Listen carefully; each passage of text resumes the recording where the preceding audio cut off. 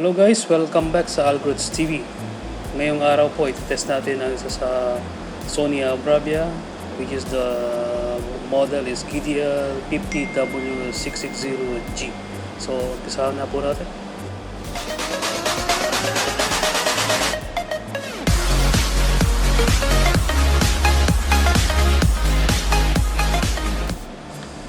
Okay po, ito po yung mga top features and specification ng W66G Smart TV from Sony. So ang resolution niya is Full HD resolution, 1920 by 1080. So maganda yung quality ng resolution niya dahil ano siya, Full HD. Then supported niya ang high dynamic range. And meron siyang X-Reality Pro. Ito yung processor na picture processing. Then sound technology, meron siyang Clear Audio Plus. Ito yung technology sa sound na digitally ini-enhance yung quality ng audio na lumalabas sa speakers. And supported niya ang HDMI CEC, then HDMI ERC, and live color technology para sa color gradation and color vibrance. And para sa contrast, meron siyang dynamic contrast enhancer. And sa motion, meron tayong XR200 motion flow, so motion enhancement. Okay, so let's check the TV. Yan. So sa bandang kanan ng TV, andito yung dalawang input ng USB. Pareho siyang 5 volts, 500 milliamps USB port. Then andito rin yung HDMI 1 at HDMI 2. Yung HDMI number 1, ito yung ERC supported. So meron din siyang earphone out or audio out. Then ito yung cable or antenna plug. Sa bandang likod, andito yung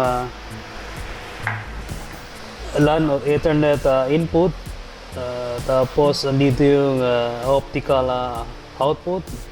And andito yung isang composite input. Okay, so ito yung mounting para sa bracket. Ayan.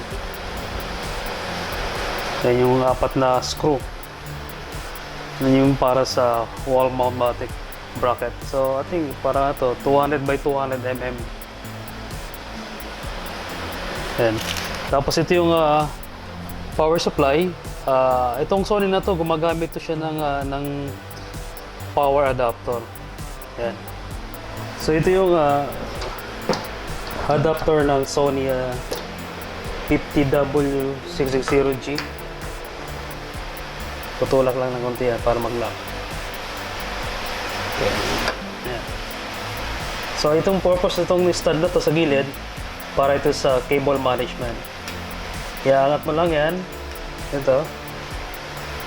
Tapos ilulusot mo rito yung wire. So magandang design. Meron siyang cable management. Yan. Meron din sa kabila. Yan. Dito yung mga cable inputs. Dito yung mga inputs. Okay, so ito yung 50W660G. Yung power consumption niya medyo mababa lang. Nasa 117 watts yung power consumption. Okay, so yung power button pala nito, nung Sony na to, nandun sa bandang ilalim. Nandito sa bandang ilalim ng Sony logo. Nandyan yung nandito yung power manual power button. Okay, so punta na tayo sa testing. Anyway, ito nga po pala yung remote control ng KDL-50W660. Yan, meron siyang dedicated button para sa YouTube saka sa Netflix. And sa bandang taas, andito yung input sa button. Yan yung may arrow. Then sa bandang baba ng remote, andito yung para sa media player. Andito yung stop, play, forward, and etc. So andito yung volume. So sa pinakagitna ng remote, andito yung home button, options. So andito yung cursor, bandang gitna. Okay, so browse natin ang menu. So pag pupunta ka sa menu, just press mo lang yung home button, lalabas na yung pinaka Smart TV interface ng Sony. So ngayon, kasi itong TV na to, connected na to sa Wi-Fi. Ayan, connected na ako. Makikita mo rito sa bandang taas yung Wi-Fi icon. Ayan. So it means connected sa Wi-Fi. Yan. Sony showroom, connected na yan. Yan. So para ma-access yung interface, ang unang press is yung home button. Yan. Okay. So pag in-scroll mo lang up and down, gagalaw yung cursor. Makikita mo naman yung naka-highlights. Yan. Punta tayo ng right, left, up, down. Ayan. Okay. So sa bandang taas, andito yung inputs. Let's say, connected ka sa gaming consoles or DVD player, karaoke player. Para mag-switch ng input, press mo lang to. Ayan. Pupunta tayo sa input selector. Para gumalaw yung inputs, continue press lang yung yung input button. Yan, pupunta tayo sa digital, analog, HDMI 1, HDMI 2. Yan. Then andun sa baba yung screen mirroring. Yan. Okay. Okay, exit, balik tayo sa home. Ito. Yung row na to ay para dun sa mga applications. Ito yung second row, ito yung sa mga channels, sa local TV. Ito yung sa pangatlo, is yung media. Ito yung sa flash drive. Kung gusto mag-play ng media galing sa hard disk or sa pen drive or flash drive, ito yun. Photo, media, music media, and video files. Yan. Okay. Tapos andito tayo sa pinaka-second sa last layer, andito yung settings. Yan. Settings, network, customer support, and help guide. Okay, so yung Sony, napakaganda ng interface niya. Very, very user-friendly. Okay, silipin natin yung system settings. Okay, so nandito tayo ngayon sa picture settings.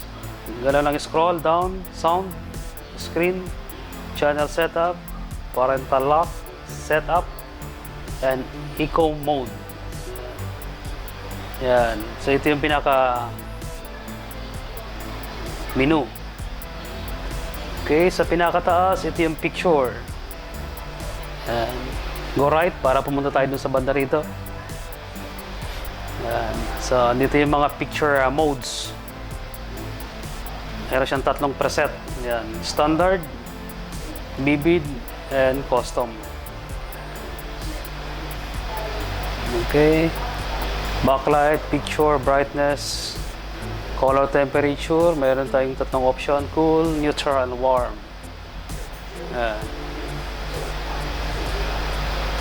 Okay. Sharpness, reality creation, noise reduction. Yan. Meron tong 3 options. Low, medium, high. MPEG, noise reduction, meron din siyang tatlo. Yung default nito, nilalagay ko lang sa low. Then, baba tayo sa sound. Ito yung bagong technology ng Sony, yung Clear Audio Plus. Sound mode, Ito yung mga presets, standard, music, cinema, and sports. So, depende sa sound preference mo. Set ko lang to sa standard. So, any content. Then, meron tayong surround. Ito yung virtual surround. Naka-on. Sound effect.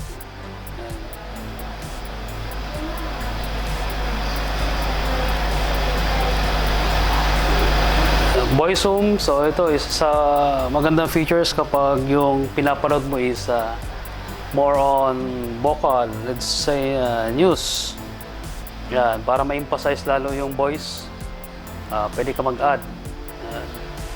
Para mas lumitaw yung vocal. Yan. Max 2. Maximum 2. Okay, balance, offset, surround. Okay. Yan, ito screen channel setup. Ito yun sa local TV. Parental lock setup. Okay, dito sa setup, andito yung setting ng Wi-Fi. Yan. So, andito yung home network, fresh device. Yan. Okay. Sa pinaka bandang baba, ito yung echo mode. Dito yung reset, power saving. Yan, meron siyang mga power saving. Yan. Pag naka-on yung power saving, bumababa yung power consumption niya. Kailangan dumidilim ng konti yung picture. Yan.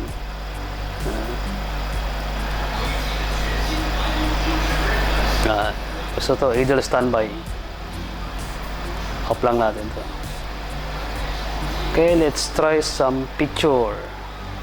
So, punta tayo sa Wi-Fi. Check natin yung connection, network setup, view network setting in status. Yan. So, connected ako sa Wi-Fi. Okay.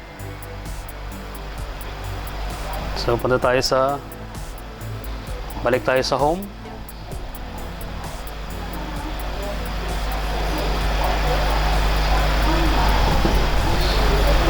Okay, try natin yung YouTube.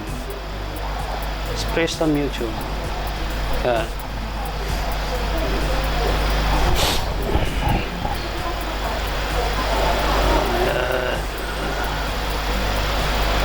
Search. Okay, search ko yung aking channel. Para mag-search, dito lang ho sa cursor.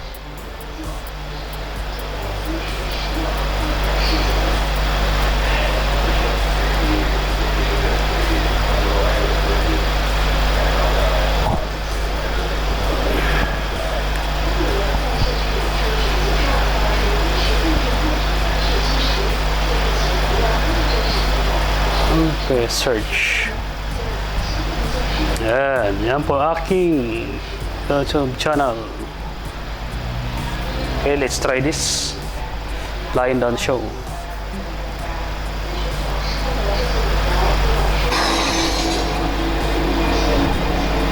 Okay.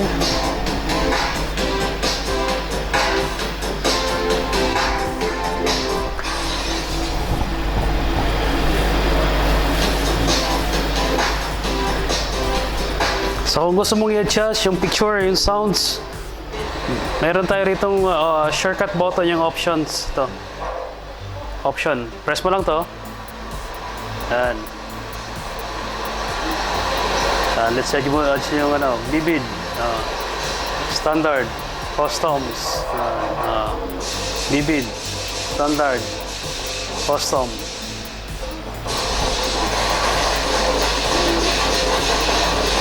So, backlight, temperature, ayan. Natin yung color temperature. Warm, neutral, cool.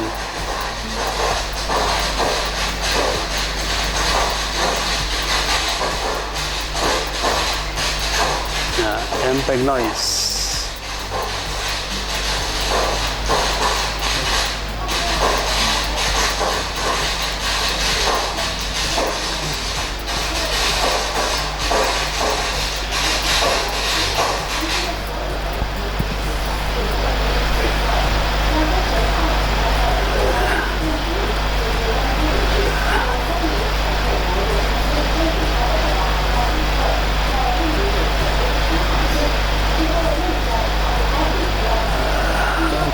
is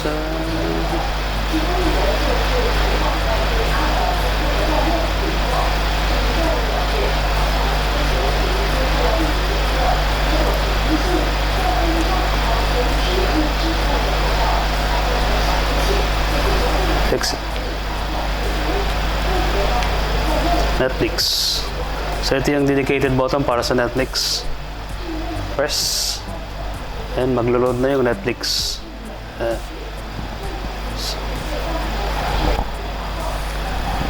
Balik tayo sa home. Okay, so yung Sony Smart TV, yung mga available applications niya, hindi siya ganun karami compare sa Android versions. Dahil sa Android versions, mayroon siyang Google Play na pwede ka mag-download.